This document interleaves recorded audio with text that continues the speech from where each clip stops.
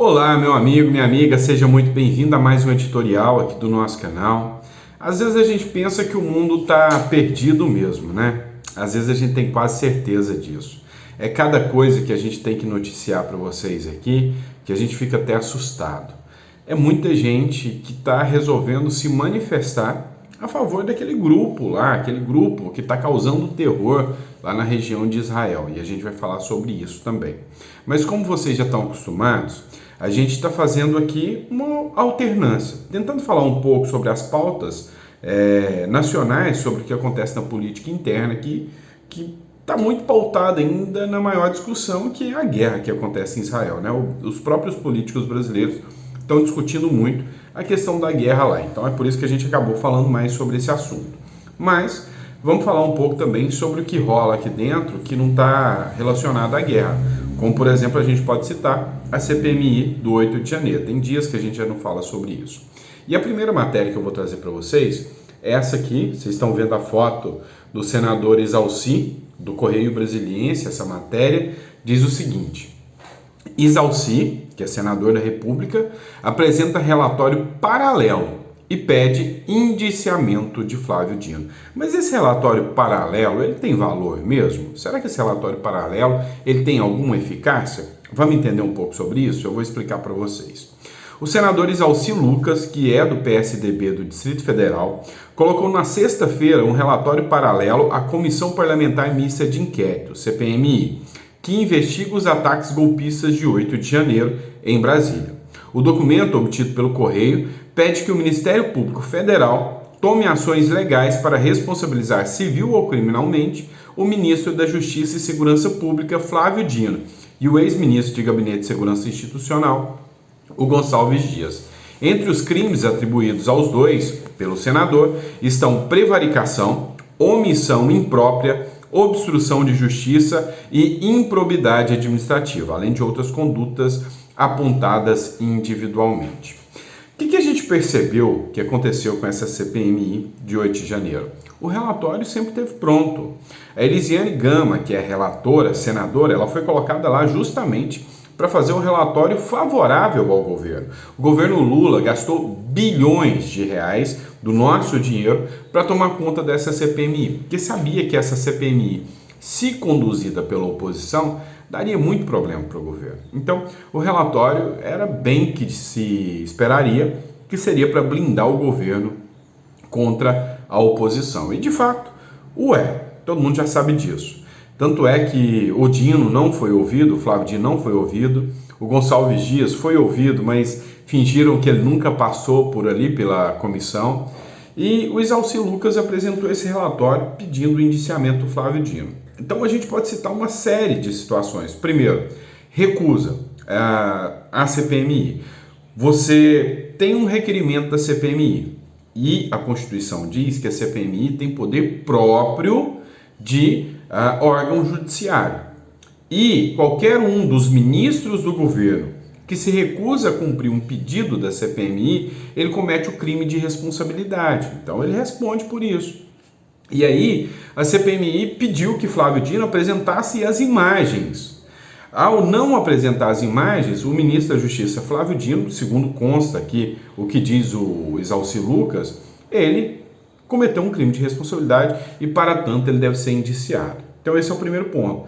Pediram as imagens do circuito de segurança, ele não apresentou, ele negou um pedido sem justificativa. É um crime de responsabilidade. Segundo, ele sumiu as imagens, ele deixou que as imagens desaparecessem.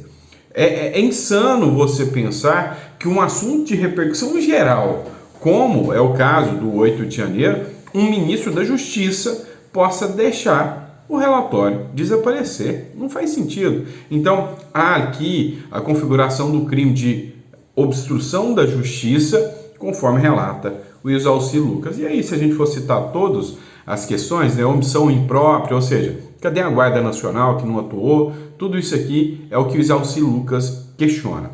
Mas e esse relatório paralelo? Ele tem algum valor? Ele vai ser efetivamente utilizado? Infelizmente, nós vivemos no Brasil, e no Brasil é o país que o poste faz xixi no cachorro, é o país do inverso, né? E não, o relatório paralelo, muito pouco provável vai ser aceito. O que esse relatório paralelo serve para ficar registrado ali nos anais do Congresso Nacional como um relatório que apurou irregularidades. E aí, caso o Ministério Público ou algum órgão competente quisesse utilizar isso para fundamentar uma ação contra o ministro Flávio Dino ou contra o G. Dias, o Ministério Público Federal, através da Procuradoria-Geral da República, poderia fazer. O que a gente sabe que não vai acontecer, porque quem indica o próximo Procurador-Geral da República é o próprio governo, e ele não vai contra o governo que o indicou, tá? Vamos lá, partir para outro assunto agora para vocês aqui também. Se tem uma coisa que a gente fala muito para vocês aqui, e é um dos maiores questionamentos no canal, é o escárnio com o dinheiro público.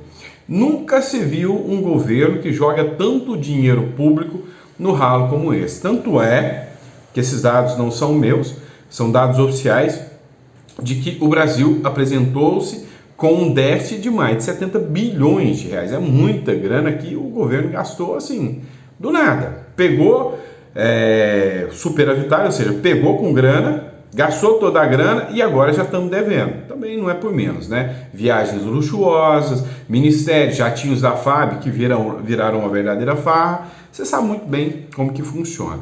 E aí eu trago mais uma dessas belezuras para você que talvez já estava com saudade disso, tá? Para quem não está vendo aí, tá inverso a imagem, mas é o antagonista. E eu só faço isso para mostrar para vocês a fonte da matéria que a gente traz.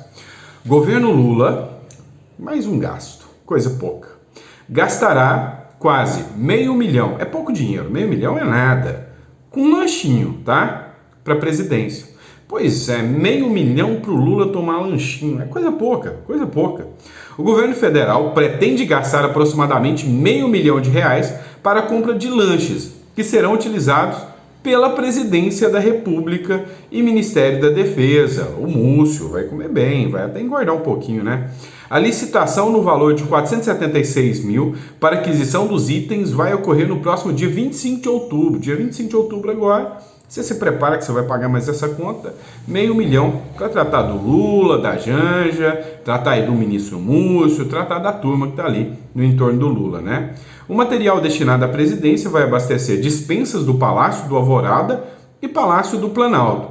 O destinado ao Ministério da Defesa, parte dele irá para o Hospital das Forças Armadas. Na lista dos itens que vão ser adquiridos pelo governo Lula estão 620 quilos de presunto Parma, olha só, chique, hein?